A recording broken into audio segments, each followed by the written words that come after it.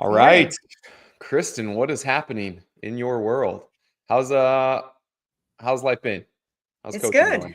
Yeah, Yeah, everything's good. Just trucking along over here. How about you? yeah, not too bad. Still enjoying Um, that summertime weather down there, probably? to this morning it finally got cold. It's cold, whatever Cold, that means. I don't cold. know. It's Yeah. probably like high 60s or something. Like when I went for my morning walk, I had to grab long sleeves. Oh, okay. Yeah. Um, It's not too bad here. It's like 50s right now. Cold front came in. It's been pretty warm. there Can't you go. That's complain. not too bad. Yeah. How's coaching going? Have you had classes this week, last No, week, I anything? haven't coached the past couple weeks. My husband just had ACL surgery. So I've been So you caretaking. nurse duty Yeah, lately. hitting some workouts in my garage. So it's been nice to have a garage gym so I can just go in there and get something done and then come back inside. How about you? Lots of coaching? Same deal this week. What was it? Monday I had something. Oh, I had a golf tournament on Monday that I went and played Oh, in a charity golf tournament, and so I didn't coach on Monday, which is normally when I do. what was your Um, score? yeah, it was a team. Okay. It was a scramble for those of you that know. I haven't officially played. I don't think 9 holes or well, this was 18 holes in like 10 years. But it was fun to go out and play. It's maybe given me the itch to start playing a little bit more. Yeah, get outside the gym a little bit. Yeah, and do that a little bit more. Um, but with that, with coaching in general, I was curious to hear your thoughts. We've talked a lot about this in our coach development calls. We've talked about this on our Knowledge Pro calls, but there's this concept. We call it a 2-1-2 concept. Oh, the old It, 2-1-2. yeah, it's maybe Everybody's thought of favorite. as a static, dynamic, static, or I think I've also heard it said like macro, micro, macro. Okay. And the main concept is when we're coaching, and this is specifically for like a specific warm up, I'm teaching a movement. I'm going to look at multiple people in the static setup position, try to give one or more cues and corrections. Then when I call the rep and I'm going to watch one person move dynamically. And then when people get to the receiving or finish position, I'm going to scan the group again and try to give one or more cues. Tell me what's the advantage of that concept or trying to make that happen, like Oh that thought. yeah. Yeah, I mean right away the first thing that pops into my head is that you're just able to cast a bigger net over your class, right? Like you're able to hit more people with one or two reps. You can focus on the one person, but then you're able to keep other people in the class engaged at the same time. So you're just able to again like cast a wider net and take that macro view on your class. What do you think? Yeah, same thing. It's like one, it allows the coach to accomplish so much more. Because a lot of times I know for myself when I was a newer coach, I was so focused on the athlete right in front of me, and especially trying to see what they were doing as they were moving, that it almost was like all of these individual sessions. Like I'm going through class, Mm-hmm. I'm calling reps, but I'm only looking at the thing in front of me. And inevitably, like weird stuff is happening all around me, but my focus is so much here with this one person that one, I kind of lose track of what's going on. And then two, there's only that person that's getting attention. And as my classes started to get bigger and my workouts potentially got more robust, I don't always have time to get around to every single person. And so I just wasn't very effective. It was great. I could watch these handful of peoples each time I called a rep. If I could, notice something with them, I could coach them, but then everybody else is kind of getting missed. So this concept allowed me to pretty much cue everybody every class, even if I can't see a rep for every single person. So Yeah. it's like I can look towards the back of the room. I notice, Kristin, that your hips are a little bit low in that deadlift setup. So I'm going to ask you to lift your butt up a touch. And then I say go, and I watch Christian right in front of me, and I notice that the bar is going around his knees, and then I can give him that cue for the next rep. Hey, pull your knees back as you lift, or something like that. So yeah, that's where my head's at with the concept in general. Yeah, and it's an interesting balance, right? Because when you're talking about being a newer coach and you're just so focused in on the person in front of you, I think that's also part of the process. Like, I wouldn't say that that was wrong that you were doing that, right? When you're a newer coach, it's like you have to kind of take that time to really hone in on the people so that you get used to seeing movement. And one of the more common things I see with coaches that are newer and even a lot of experienced coaches is they're trying so hard to look at everybody in the class that they're not really focused on anything and they're not seeing anything. So they're not making any corrections. So if one of the ways you're practicing focusing in on people making those corrections is by really having that micro and looking at the person in front of you, maybe consequently kind of ignoring the rest of the class until you get to the next person, there's benefit to that. There's value to that. But if we stay like that forever and we never push ourselves to do exactly like you were just saying, that's where we start to run into problems and we're kind of leaving, I don't even know what, not kind of, but we're definitely leaving a lot on the table as far as what we have the potential to do with our classes. What's up, Zach? Yeah, Zach in the house. Nice message to start my day. Yeah, there we go. Just patting her on the back. Yeah. I'll take this. He compliments both of us, so I'll take that. Okay. He just wanted to make you feel included. Yeah, I mean, that was one of those like, oh yeah, I'll throw you a bone too. I'll take Give that. Todd something. Yeah. So obviously the value is we're able to get more accomplished, like get more cues and corrections out there with this concept of static, dynamic, static. We're able to keep the group engaged more. How interesting is that? I tell people this all the time is like, if I look across the room and I say a name and give a cue, it's like, hey, Kristin, ribs down.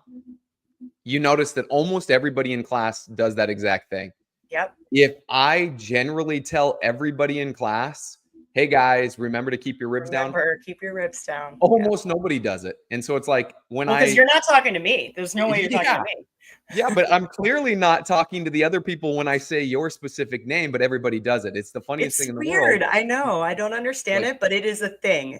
Yeah, you tell one person to do something, everybody does it. You tell everybody to do it, nobody does it. So I think that's the big piece is we're able to keep the group engaged and we're able to accomplish a little bit more. Now, the next thing I'm curious to know is I'm sure you've given coaches feedback or challenged coaches either at your gym or when you're teaching level 2s to try this concept. Mm-hmm. Is there anything that you notice that are tendencies that people have as they're trying to wrap their hands around this or wrap their head around this and try to figure it out? Are there things that you see go wrong frequently as they're trying to get used to this? Sure. I mean, there's always going to be things that go wrong, right? Like that's part of the process. It's not going to ever be perfect. But one of the things that pops into my mind is that it's really easy to forget about the other stage of the movement when you're thinking of one. And here's what I mean by that. I don't think I'm explaining that very well.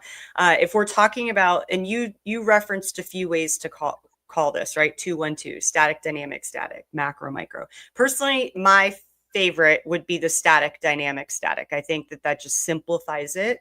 And we don't get caught up in a certain number of cues or anything.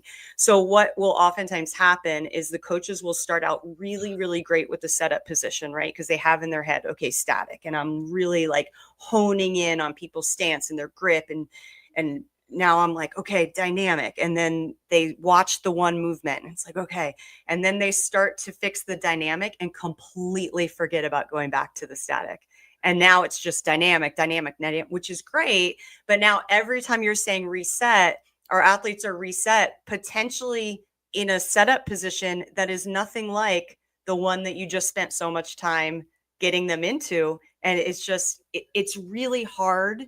And it takes a lot of practice to remember to hit both stages of the movement consistently. Yeah. I think to that point, I see oftentimes is like somebody will do all right in the static setup and then they don't ever give anything in the static receiving position or vice versa, right? They like only there's give in the receiving position mm-hmm. and never in the setup. I'd be curious to know, we've got a handful of people watching. I'd be curious if any of you guys have any experience with this, what your thoughts on it, what your challenges are. I'd love to see any comments there. Two of the other things that jump to mind of things that I consistently see people struggle with as they're trying to get used to this is number one, people are looking for these gigantic faults. They feel like to give a static position correction in a setup position, they need to see something that's really out of place. Give an example. So I'm like, hey, you know, I'll challenge you. Hey, Kristin, before you call this rep, I want you to give a correction to one athlete before you say go. And they start looking and nothing's obvious. There's no like huge, you know, Halloween cat rounded back in the deadlift setup, or there's nobody that's clearly on their toes or anything like that. And so they're struggling because there's no, what I'm going to say, gross or obvious fault. What do you say to that if somebody's struggling with that and you can see them like kind of looking around and panicking to find something and they're just like, I just don't see it? Like if I'm standing there helping the coach? Yeah. Yeah. What would you do? Yeah. Oftentimes I will then give them a specific thing to look for, because I think that, like you were saying, oftentimes we're looking for something so gross that maybe we're not thinking of specific things. You're just looking for something to jump out at you versus you specifically looking for that thing. It's almost like reverse engineering, right? So if I say, hey, just find something. If it's not really, really glaringly obvious and coaches are having a hard time, and if I say, okay, now I just want you to look and find somebody who needs to pull their shoulders back a little bit more, like if we're talking about deadlift setup, right? Now, all of a sudden, there's a focus and they're really just having that idea of like, okay, now I have a specific point of performance I'm looking for. Then suddenly it's like, they're able to see these really, really subtle, oh, I guess that person probably could. Okay, cool. Cue them. Hey, pull your shoulders back a little. And then all of a sudden it's like, boom, you got it. So just having a little more focus there can help. Yeah, I love that because same deal is like when we challenge people to do this and they start looking for something to jump out, they're usually looking at the deadlift setup as a whole. And if they've done a good job of teaching the movement, or especially if we're at a level 2, we've got a bunch of coaches there that know how to do this stuff, right? So their movements aren't obviously gross. And so they start looking for everything. And when you look for everything, you typically see close to nothing. And so to your point, like pointing out, look for one thing, I think helps a ton. I also try to default to like, hey, what are the things that you see? Not only what are the points of performance, but what are the common faults that you see in this position time and time again? And so, you know, sticking with that idea of the deadlift, well, most of the time in a deadlift setup, athletes are going to start with their hips too low and their shoulders behind the bar. So that's going to be the thing that I default to look for first. Secondary to that, just like you said, like pulling their shoulders back, that can either help them with their active shoulder or potentially a neutral spine. So I think pointing out, encouraging them to look for one point of performance, not look for everything is great. The other thing that I will say is you have the potential, if you're looking to just keep the group engaged and make everybody move better, I use these things called grenade cues. Have you heard me say this? Have I given you this concept before? Say more. People on some of my calls, Brad's in the comments, he maybe has heard this before. Grenade cues are things that I don't even have to look at an athlete to cue them on it. Okay. And these are going to be things that pretty much everybody on every movement can always do better. I want to give a couple and you tell me if I'm all right tracking. Yeah, hey, crunch your abs. Push up on the bar a little bit more. Yeah. Is this where we're going with this? Yeah. Absolutely, right? Is there a movement out there where somebody can't engage their abs more? Probably not. Right, I've not ever seen it, right? Even if somebody doesn't have an overextended spine in an overhead position or isn't flexed as they're in their setup position, if I say, hey, Kristin, squeeze your abs, could she do that more? Probably so. And guess what? As soon as I cue that, guess what everybody else in the class is going to do? They're going to do the same thing. Yeah. So you throw the grenade and then it hits. Yeah. Yes. I do the same. I've never heard it called that, but I like it. Yeah. And it makes it makes it nice because now, as a coach that's specifically working with one athlete in that dynamic phase, I don't even have to look to give these other static position cues. I'm focused on this athlete over here, and it's like, Kristin, squeeze your abs. Brad, heels down or wiggle your toes. Was Brad on his toes or were his heels not down? I don't know, but can he do more of it? Of course. And will somebody get something out of that? Yes. Yeah. So that's one way to do it with the grenade cue. And the other concept is like, hey, if Kristin, if you've been my athlete and I know what your tendency is, then I can also throw that one back without looking at it. Yeah. If I know that you 100%. typically set up in your deadlift with your hips low, I'm not even going to look. I'm going to be watching somebody else, and I'm probably going to say, hey, Kristin, remember, hips up. And Yeah. that'll help there. It's also such a great way to include athletes that are just better movers that don't get a lot of cues all the time. You know, people that struggle with the better movers. Let's do Give this them right. one- Well, some of I those. think to that point, Omar makes mention of like, I struggle that with people that don't want feedback, and I try my hardest to be kind. When I've experienced that as well. And like, I have that it is as well. not a fun thing when you're trying to do your best and coach people, and they're kind of like give you the attitude, or they roll their eyes, or they're like, I've even seen it to where they're like, nah, I'm not going to do that, which makes me absolutely like my blood boil. But No, thank you. Hey, no, Todd, push your knees out. No, thank you. now this is how I squat. This is how I do Yeah. it. I'm like, well, you do it terribly, so let's not keep doing that. But Not in my class. one of the greatest things about this concept is because at a minimum, if we're doing this static, dynamic, static, at a minimum, we're probably giving 3 cues per rep.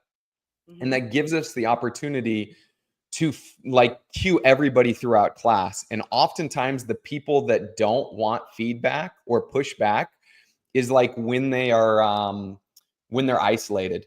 Like if you've got that person that like, that kind of struggles with their movement and they're the only one getting attention, they might feel a little bit attacked. And it's like, hey, leave me alone, go do something else.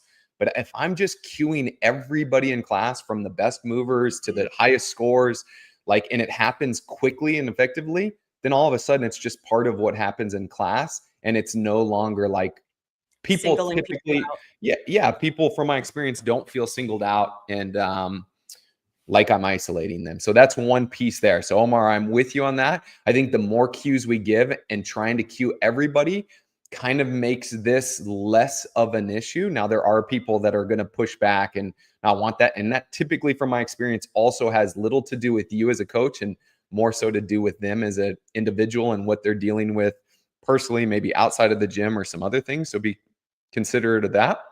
Yeah, and just him saying, I try my hardest to be kind. That's great. Like we can be kind, but we can still continue to show that the standard in the gym is that you're going to get feedback from me throughout the class. But like you said, if everybody's getting feedback consistently, we're kind with people and we just, make those connections, then hopefully we just start whittling away, chipping away at some of the harder athletes. Yeah. I talked about this on our Coach Dev call yesterday of like being curious. Hey, I just told Omar to push his knees out and he told me no, or he just clearly did not do that. Instead of getting defensive and frustrated and angry with him, then it's like, that's an interesting reaction. I wonder what's going on with him. Instead of like putting the defenses up, it's now like, I'm going to ask him some questions and see what's actually going on there. So that's something there's almost always something else going on. Almost always. Yeah. Brad brings up the comment of, do you have a number of reps in your head that you want to call, or do you just go until you're satisfied? Kristin, how do you approach it? I go until every person is moving perfectly. And if that means we don't end up doing the workout, then that means, no, I'm just so kidding. So be it. Yeah, this is hard. I go by feel a little bit. I have, there's a lot of answers to this. We could go from the point of, well, I've got my lesson plan. I know I have X amount of time to spend on this movement. So I'm going to break it up accordingly, knowing that I need to get everybody to the full movement. But oftentimes I go by feel. I know that I'm not going to, if we're working on a progression, let's say, I know that I'm not going to get everybody moving perfectly before I move on. And I just want to get them at least a few reps in with each step and then move on to the next. Todd, you jump in. I don't know why I'm having a hard time making this a concise answer. I think because I don't have a specific number of reps. It's just not black and white. Yeah, it's going to depend. It's going to depend on what we see going on. And so much of that has to deal with like who's actually in your class and how many people are in your class and how much time do I have for this portion of this specific warm-up. If I've got a small class and they're all athletes that I know because I've had experience coaching. They've all been to my gym for a while. It's probably going to be less reps rather than more because I already know what their tendencies are. I know that they're familiar with the movements, and we're going to get through this thing. If I've got a new person in class or a bigger class, I'm going to need more reps, right? Now, the cool part of specific warm-ups and using progressions to teach movements is that the progression steps build upon each other. And so you don't have to see every athlete with each step. You can kind of pick and choose, hey, what's the one where this is like a dynamic point of performance that I'm teaching here? And where's the one where this is a static point of performance? What's the progression step that will be the same? I'll be looking for the same thing in this step as the other one. Like, for example, if we're teaching a push press and we use the progressions we use at the level 1, we've got a dip and hold. Cool. Do I need, if I've got 12 people in class, do I need 12 reps of down and up on a dip and hold? Probably not, because I can look at probably 4 or 5 people as I turn this thing into a static position. Now, when I do the dip drive slow, do I need to see everybody? It's a dynamic point of performance, a dynamic phase of the movement now, but probably not, because I can look at people in the dip drive fast. So I could do half with the dip drive slow, move on to the dip drive fast, and still get there. You know what I'm saying? Yeah, and that is one of another benefit of doing that static, dynamic, static, and practicing that whole method and that concept is that we don't have to walk around and watch every single person with every single step, because we can look around and give people corrections and make their positioning better in the static positions when we're only watching the one person. And Brad even makes note here, I find it challenging to give everyone a dynamic cue with large classes. And that's exactly kind of piggybacking off what you're saying, Todd, right? Like, if you have a large class, we're not going to be able to, we almost always are not going to have enough time to work our way around a 19-person class and watch every single person do a rep to watch, like, is that person pulling early during the warm-up, And so here's the thing with that, and we get this question all the time at level 2s. How do we do this, right? I got 18 people in class. Like, we're trying to get around. We're trying to practice this concept of static, dynamic, static. I want to see everybody to make sure they're opening their hips and they're clean. How do I do that? I do not have time to do that, and we get that pushback a lot. Right, because really quickly, I just want to interject just to clarify something, because when we're saying dynamic, what we're saying is that when you're calling a rep, you're watching one athlete and you're watching for one point of performance. Because if you're trying to watch more than one athlete and you're trying to watch for more than one thing, you're likely not going to see it because it's happening quickly and it's oftentimes really subtle. And so that's why people have a hard time understanding how to implement this with the larger class, because it's like, you're telling me I can only watch one person? Yeah. So go ahead. Just wanted to make sure we're clear on that. There's a couple things with that. Number one, and I think we've talked about this a lot before, of like, that's why it's so important to look at those static positions, because if we can get people in the right setup and the right receiving position, the likelihood of things going wrong in the middle of the movement in the dynamic phase are significantly less. Doesn't mean that they won't go wrong, but there's going to be less there to see if we're relentless and really diligent in getting people in the right stance, grip, body position to set up, and then right receiving position.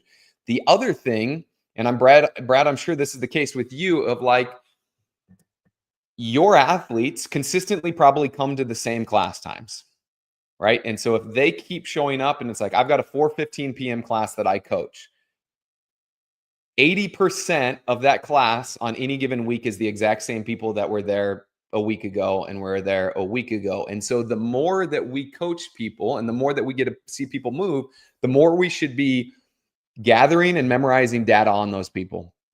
I say this a lot at seminars when people bring that up. I'm like, you could right now write out a workout, hand it to me on a piece of paper, and I could coach my 4:15 class on Monday in my head. I could do all the seeing and correcting through that because I know the athletes that come to class and I've memorized all their tendencies. I know the athletes that's like, when we're going to squat, they're going to tend to knee initiate their squat or squat with too narrow of a stance. So I'm going to remember to look at their feet and remember to tell them to send their hips back. I know the athletes that tend to pull early on the barbell. I know the athletes that struggle to hit a hip extension. And so I say all of that to say of like, if I've got a big class and I want to fix everybody dynamically, well, say I've got 12 people in class and I know that 4 people hit hip extension in the clean like 95% of the time. Well, I don't probably need to see a rep for them. I can glance and it looks like they normally look. Cool. They're good to go. I'm going to check the box and move on. Yeah, they'll get a grenade cue later. They'll get a grenade cue. Exactly. I've got these 2 people that I've never seen. They're brand new to my class. I'm going to spend more time watching then. And then I've got the 2 people that I know have a tendency to lack hip extension, but I've already remember what cue I used previously that helped them there. And I'm probably going to watch 1 rep and revisit that cue. You know what I mean? And so now I don't need 12 reps of the clean to see all 12 people. I probably only need, 6 or 8 because there's 4 that I'm confident are already doing it right that I'm not going to watch. There's 2 that I maybe am going to watch 2 reps for each. And then there's the other 4 that I'm going to give 1 rep for. You know what I mean? So I think that's one way to go about doing this to some degree there. Yeah. Absolutely. Let's see. We've got Cody brings up, at what point are you butting up against someone psychological tolerances? I think we're referring to when we're giving cues and feedback to everybody constantly, right? I need more context here. I don't know that I understand where you're headed with that one, Cody. We're staying curious, Cody. Say more. Yeah. Give us more. Zach, what was Zach's struggle? Certain athletes and members. No cue will correct them. All right. So I think when I read this, there's a couple things. You've got athletes that are uncoachable, and it's not that the cues won't correct them. It's that they are pushing back and they don't want the attention, or they are not willing to take a step back. And those are the ones that we talked about previously, where it's like, we need to be curious and wonder why they're pushing back as opposed to defensive and get mad, and see if we can understand them. Now, if they are just uncoachable, then they probably need to find their way out of our gym, because our goal is to coach them. And if they just want to go somewhere and use equipment and work out, they can do that somewhere else. Now, if it's somebody that isn't just completely being a jerk, for lack of a better term, and the cue won't correct them, if that's the case, it's probably the wrong cue, right? It's like, if my cue doesn't work, it's not the athlete's fault, it's my fault. And so I see that in a couple ways. Either I'm using a verbal cue and maybe they're not a verbal learner, or I'm cueing something that's not the root cause of the fault. Yes, there we go. Mm-hmm. Have you seen that happen before? Absolutely. And that was one of my thoughts when I was reading this. No cue will correct them. That's where I would push back a little bit and be like, I bet there is a cue that would correct them. We just might not be there yet. And I agree. We do have athletes that are stubborn or have an attitude, and that can be challenging. But for my experience, the majority of time, we just need to find the right cue. And oftentimes, if we're giving, I gave a verbal and I gave a visual, and it's like chest up, right? Look, you're here and I need you here. Like, bring your hand or back to my hand or whatever. But we're not seeing that, well, their chest is coming forward because their feet are way too close together or whatever, then we're going to really struggle fixing that no matter what cue we give, because we're just cueing the wrong thing. And again, this is the process of coaching and learning and getting to the point where you can just throw a cue out quickly and have it work right away, or knowing what the root cause is. You have to go through that process where you're like, I don't know what to do. I've given every cue I can possibly think of and no cue is working. Well, if that's the case, take a step back and be like, am I actually cueing the right thing? Maybe I need to take a different approach here, and then see what happens. Yeah, I heard somebody on a video. It's been a couple of weeks now, or maybe a month or so. And he was like, yeah, I had this athlete and I just kept telling him to go lower in a squat and he just wouldn't do it. And immediately in my mind, I'm like, oh, well, that was more than likely because his feet were too close in a stance and he was initiating a squat. And did you see the squat? Or no, I didn't, but it's like, just years of experience tells you. Yeah. How do you were talking about the deadlift, right? Most people, a common thing with the deadlift is people like to start too low with the shoulders back and the hips low. Well, with the squat, one of the most common things with the squat is people like to start too narrow. And you don't even have to see the person that they're talking about to know that, like, I could probably bet money on the fact they just need to go a little wider. Push their knees out and push their butt back to start this thing. And yeah. So anyways, it's like, hey, they're not going to be able to respond if we don't put them in position to do so. So we got to know, one, multiple options, because not everybody responds to every single cueing style. That's A, right?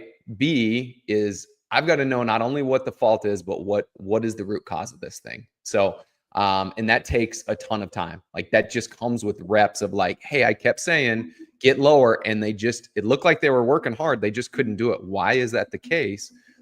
What else can I try? What else do I think about? And the more you experiment and the more you try and the more you like tinker with things, I think so many times coaches are afraid to tinker and try things that are different, where it's like, I don't know if this will work, so I'm not going to do it.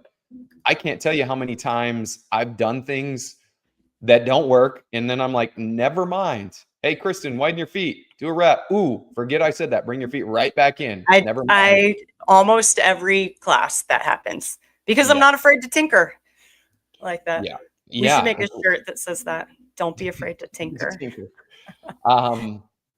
Brad asked a good question here, and I love this. Can you talk about the 2-1-2 for gymnastics cueing? It feels like the whole thing is dynamic. Do you take a different method for progressions for gymnastics? And so couple things we can think about right here. Let's talk about anything that's on the bar. So let's go toes to bar. Okay. Pull-ups. All right. How do we take this approach there, Kristin? You just go ahead. I'm trying to think of the other question I want to ask. I want to ask, what's the thing that most coaches do that makes this challenging? What could you do to overcome that challenge? And I don't know if you'll know where I'm headed with this. You go ahead. You answer your own question. All right. Usually I'm pretty good about knowing where you're trying to get me to go with the question, right? Yeah. But yeah, you go ahead. Go ahead. This is a great. I just want to say really quick, I love this question because it's definitely something that when we talk about the static dynamic or the 2-1-2, people are like, but gymnastics. So yeah, please answer your question. Ask yourself the question again and then answer it so that everybody understands what your question is. All right. Why does approaching the 2-1-2 concept with gymnastics, why is that challenging? And let's start with movements on a pull-up bar. From my experience, more often than not, what coaches do is they start and say, whether we're doing a toes to bar or a pull-up, we're going to start with kip swings, right? And so it's like, hey guys, we're going over the toes to bar today. Here's what I want from you. You're going to give me 5 kip swings. Looks like this. You jump up, you demonstrate it, you come off, and then you go, all right, guys, go ahead and give me 5 reps.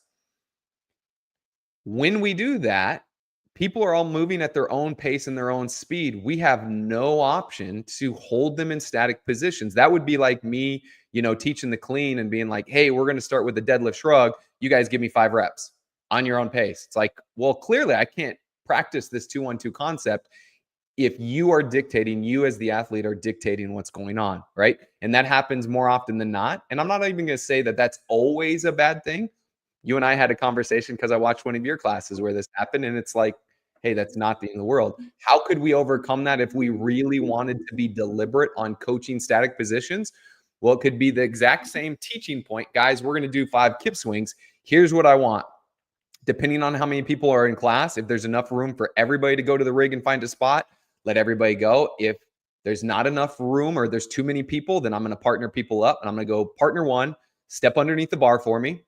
Once I see that everybody's in place, I'm going to say, all right, jump and hang on the bar, or I'll probably command them that I want their hands outside of their shoulders and I want their feet together. So they're going to jump up, they're going to hang, and they're going to hold that position while I check their quote unquote static position hanging on the bar. I'm going to look for where their hands are at, because the tendency will be for some people to be too close. So I'm going to make sure that their hands are wide enough. I'm going to make sure that they've got somewhat of an active shoulder that I'm looking for. And then I'm going to ask them to pinch their feet together and make sure that their body's rigid and tight. Sweet. That is my static position before I say go. then I will say go. And then I'm going to watch dynamically to ensure that the swing is initiated with the shoulder and not the legs. Now, if I wanted to add a static at the end, I could make them pause before they came off the bar. This would be one where I just would do static dynamic and I wouldn't have an ending because there's no real finish position for that thing. You And one thing I want to point out really quickly is that even with the dynamic, even if it's like, okay, we're holding them in the static as we can, right? Okay, now you're going to give me 5 kip swings. You still have a focus point on those kip swings. I'm going to make sure that their shoulders initiating the swing, right? So even if we can't call each rep, you still have a focus point on that dynamic, which is then going to allow you and help you to see a little bit more, even though everybody might be doing those 5 kip swings kind of like on their own.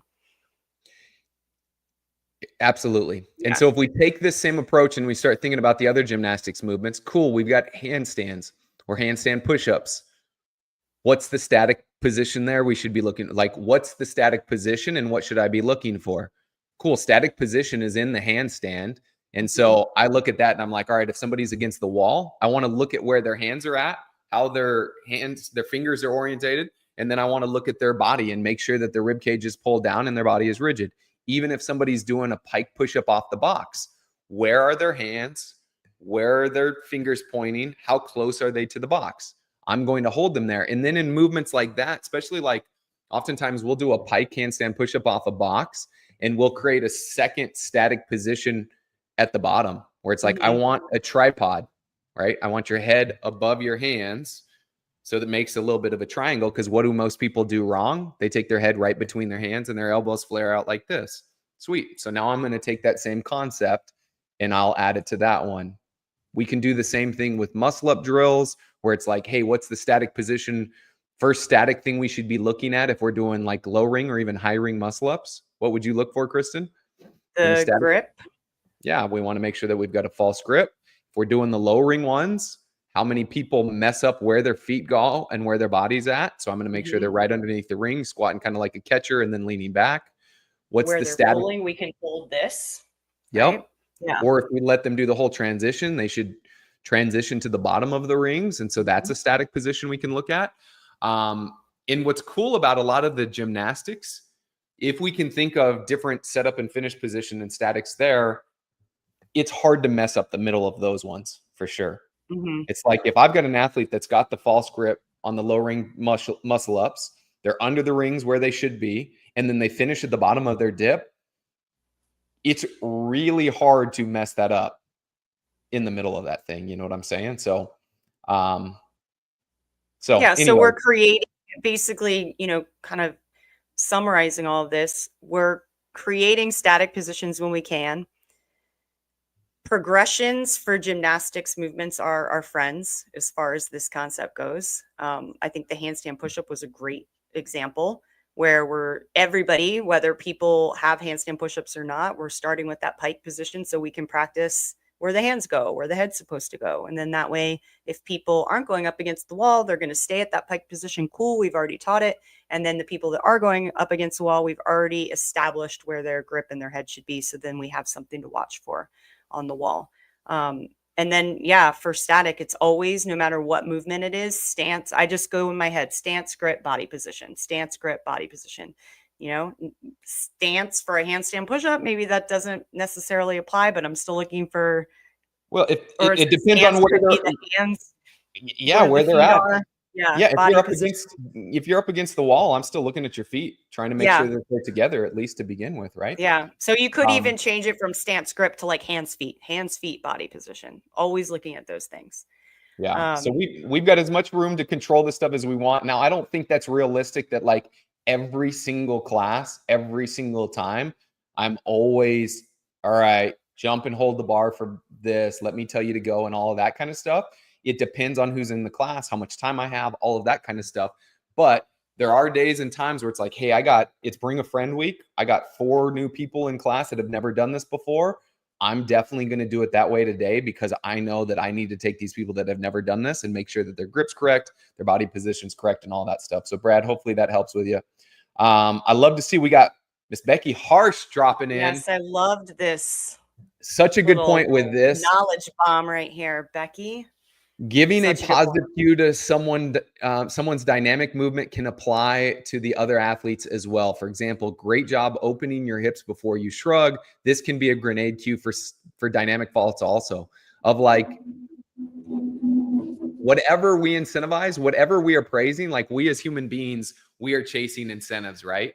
And as soon as you start giving praise to somebody specifically for their, and I love this example especially because it's giving praise for movement patterns, then all of a sudden people want that, right? If I'm only praising the score at the end of the workout, how much weight you lifted and how fast you went, then that becomes what everybody wants to chase after in class. If we are praising this movement in the middle of class, then people are going to chase after that, right? Ooh, I want Kristin to tell me good job. I'm going to try to extend my hips as well. Yeah, because a lot of these movements are hard. Like there's a huge neurological demand going on when we're trying to think about the timing or opening the hip or when to shrug or when to pull the arms. And so when we will work for treats, of course when you we will, see snake eyes. someone doing that well, and then we not just like good and then move on, but we specifically say, great job opening your hips before you shrug.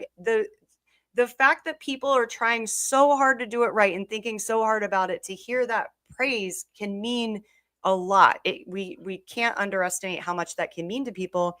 And not only that, this is a great way to continue to practice that cueing of static position, then dynamic, then static. If you're not quite sure what cue to give, but you see something going really well, tell them what they did well, because it still builds the habit of saying something with each stage of the movement. And that's what we want. We want to avoid just watching and saying nothing. So throw the praise out there too. Absolutely. Yeah, and we talk about this as a correcting strategy, but it doesn't have to only be telling people what they're doing wrong. Like it's like static, dynamic, static is we just want you saying something in each phase of the movement. And it can be like, hey, in the beginning of the session, I might have been like, hey, Kristin, hips up in your deadlift setup, right? As we go on and I check back, my static quote unquote cue can be like, Kristin, great position with your hips.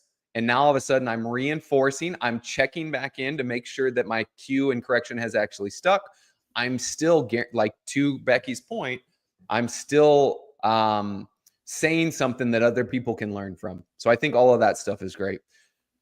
What did we have here? This is cool. Yeah, I love this. Stance, grip, and position. Yeah.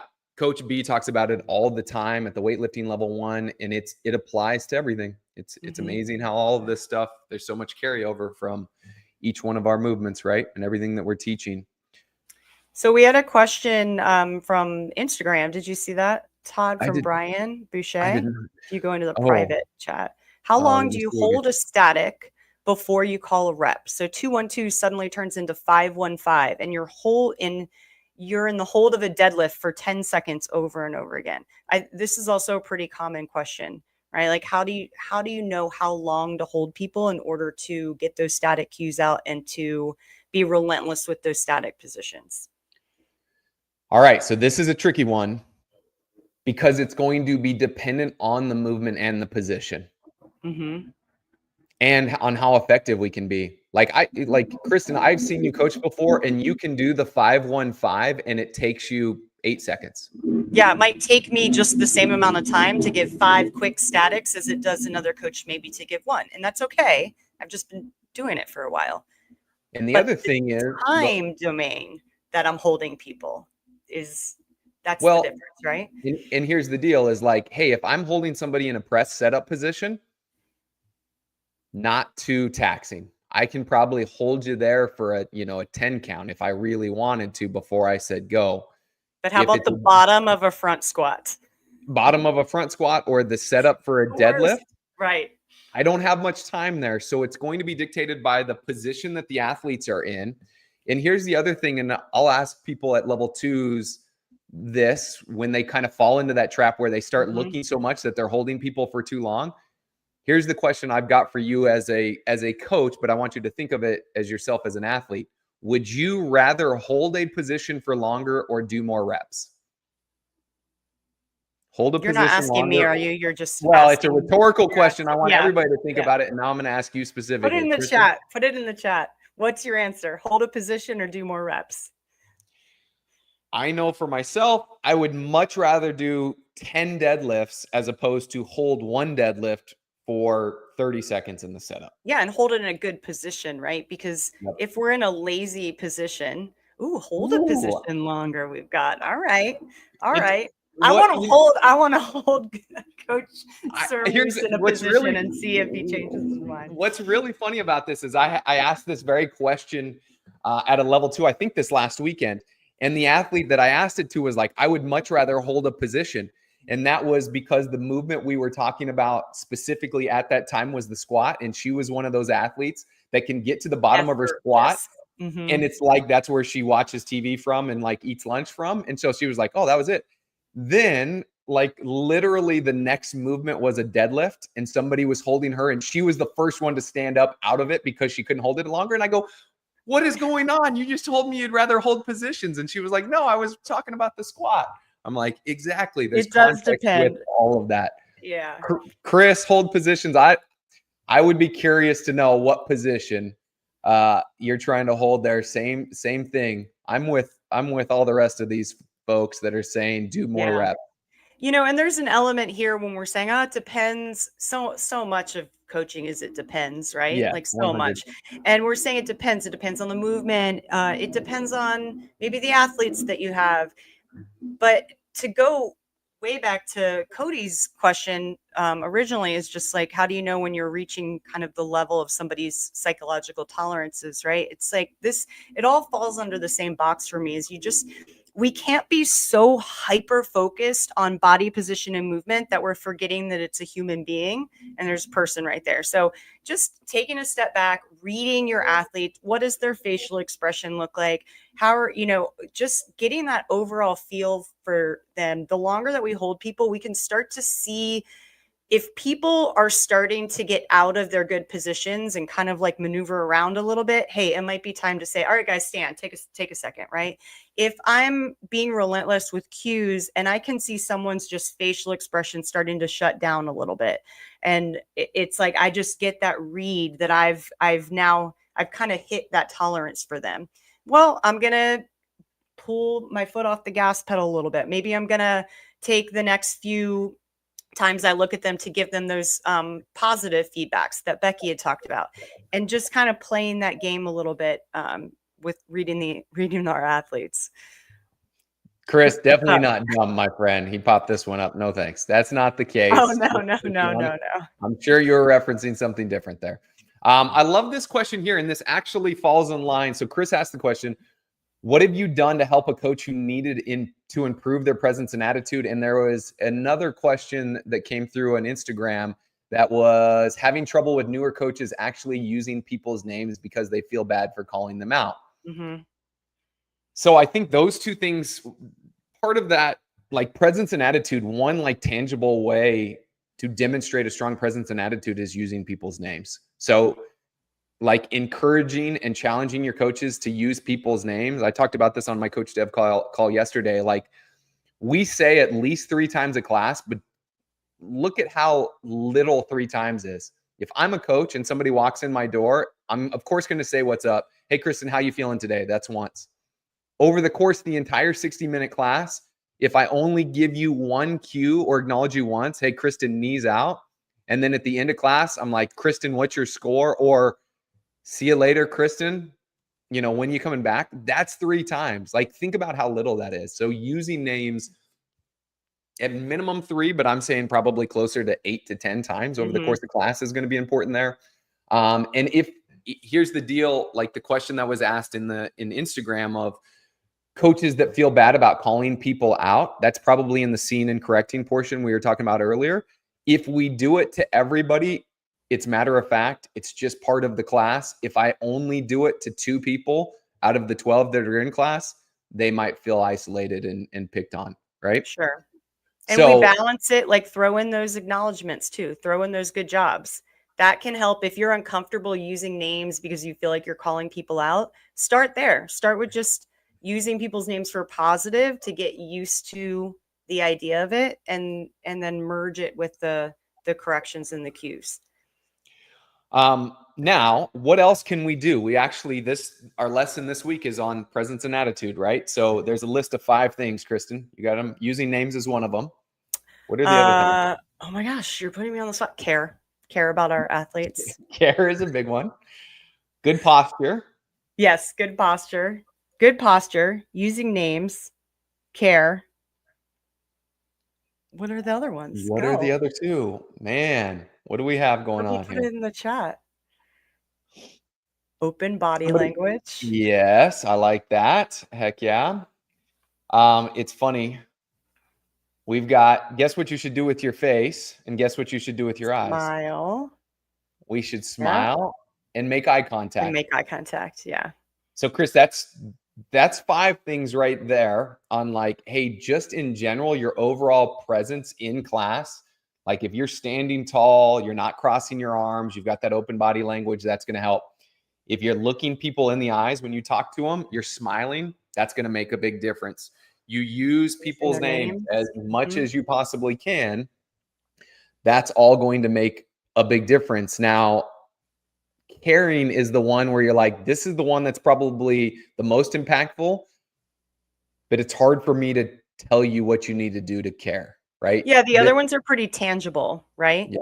They're like table manners, being polite, just those. It's again tangible things you can do. Look people in the eye, say their names, stand up tall, get your hands out of your pockets. But how do you help people care? Good self-talk Brad put in here. That's going to help for sure. This right here, being positive. Let's not talk about how bad this workout is going to be. Man, just being positive about everything. I think another thing with caring is just like doing the right thing for the right reasons for the right people. We hear this a lot in CrossFit. If you're walking in the bathroom and you notice that there's trash on the floor, do you just walk out and assume somebody else is going to pick it up, or do you pick it up and throw it in the trash can? In our next lesson that's about to pop up, we talk about the Ford acronym. What does Ford stand for? And how do you, in this concept, this Ford acronym allows us to connect with people. And when we connect with people more, we show that we care, and that in turn delivers a stronger presence and attitude. So what does Ford stand for? So when we're talking about Ford, it's just an acronym. Again, it's another tangible way to help guide conversation. So, yep, we've got family, occupation, recreation, and dreams. So finding out about people's family, do they have kids? Do they have pets? Do they have grandchildren? What do they do for work, for their occupation? Yeah, Conan is saying occupation, recreation, dreams. Absolutely. And, day one, meeting someone for the very first time, it's unlikely you're going to go up and be like, hey, Joe, so what do you want to do with your life? What's your dream? Tell me all about it. But it's so much easier to be like, you married, you've got kids, what do you do for work? And then you just continue to ask one more question and just starts to peel back layers. And before you know it, it's like, 5 minutes of conversation, you might find something really, really cool out about that person and just starting to make connections there. That's awesome. I love that, Frodo. Know your why as a coach. You are here to help change lives. Just knowing your why, walking into the gym every day, knowing that alone, it just helps make that caring so authentic that hopefully it just comes naturally to you to want to find out more about your athletes and show them how much you care. And that's such a good point of like knowing your why and asking your coaches. If you're the gym owner, you're the head coach, ask your other coaches, what is their why? Why do they actually do this? And you need to know that, because to his point, like, we're here to help change lives. We're here to serve other people. We're here to put their needs above ours. And so if you ask somebody, what's your why? Why do you want to coach? Oh, I want coach so I have 24-hour access to the gym and I can come out and do my extra like I get a free membership and I get to train whenever I want to. You're probably not the coach that I'm going to hire, because your presence and attitude is probably going to not dictate like what I want our environment and our culture to look and be like. But when you ask somebody what their why is, and it's all of this stuff, oh man, CrossFit's made such a big impact on my life. I want to change other people's lives. It's like, all right, cool. Here's some of the tangible things you can do to get better with that. If you're nervous, if you're shy, if you don't like looking in people's eyes, how do you make better connections? You ask these specific questions. And that can be a great way to Chris's question earlier. Like, what have you done to help a coach who needs to improve their presence and attitude, or how can you help a coach? That's a great place to start, is just simply having a conversation with them and finding out what their why is. And that can potentially help lead you into helping find the areas of their presence and attitude that they can work on just by knowing what their why is. Well, this is cool. Yeah. AAA in the house, making this thing. Like, no wonder you're absolutely crushing it at your affiliate. I take an athlete out for coffee every month, and I use Ford Method as a way to build that relationship even deeper. How cool is that? How do you choose your athlete? You just cycle through? Is it a raffle? Wonder if it's a raffle. Maybe it's the people that move the best in every class get to win a coffee date. I love that. That's really Cody's the next on the list, but Cody, be careful what you wish for here, because Cody will take you out to coffee and then he'll tell you everything you need to know, or he'll criticize the coffee choices you make. Or maybe that's me. Oh, this is awesome. A random generator. Yeah, that's so cool. I love that. Yeah, here we go. This is about to be a rabbit hole right here. How do you choose your coffee? Be on the lookout for more coffee content coming your guys' way. I'm just going to put that little teaser out there. More coffee content coming your way. Cody definitely will. And oddly enough, I think I'm more of a diva than Cody is when it comes to coffee. So Cody might have a little bit more empathy for your coffee choices than I will. But anyways, well, this has been fun. We had a video we were going to watch that we didn't get to watch. And so next week, we are going to continue this conversation where we left off here, and we are going to dive deeper into this concept of static, dynamic, static, or 2-1-2. And we're going to watch a video where I'll coach some athletes using this process, and Cabo and I will talk through that. And we would love to have your guys' questions. Yeah. And bring any questions you've got about this concept, and we will kind of talk through what's going on behind the scenes in our head, what I'm looking at, what we're going for here. And so we'll just continue this conversation going forward. What else did we have? Did we miss any other questions here? I think we're pretty good to go with that. The game. Keep them wanting more. Chris, good to have you. Nice to see you. Yeah. Aaron in the house. Join us next week. We had Ahmet yesterday. I went through a good coach's eye with him. Yeah. Oh, yeah? Oh, man. So good. We should have pulled that. We should just pull the coach's eye up here. Part of our Knowledge Pro. Yeah, we got a lot of people that are taking on the challenge of going to other affiliates to practice their coaching, to like get uncomfortable and get in front of a group of new athletes. Ahmet went ahead and not only went to a different gym, but went to a whole different country to do so. So if you think it's tough going to the gym down the street, try going to another country. Try going to another country. It's so cool. So cool. All right. See you, Becky. See you, Cody. All right, guys. Yeah. Thanks, team. We will see you all next week. Thanks, guys. All right. Looking forward to it.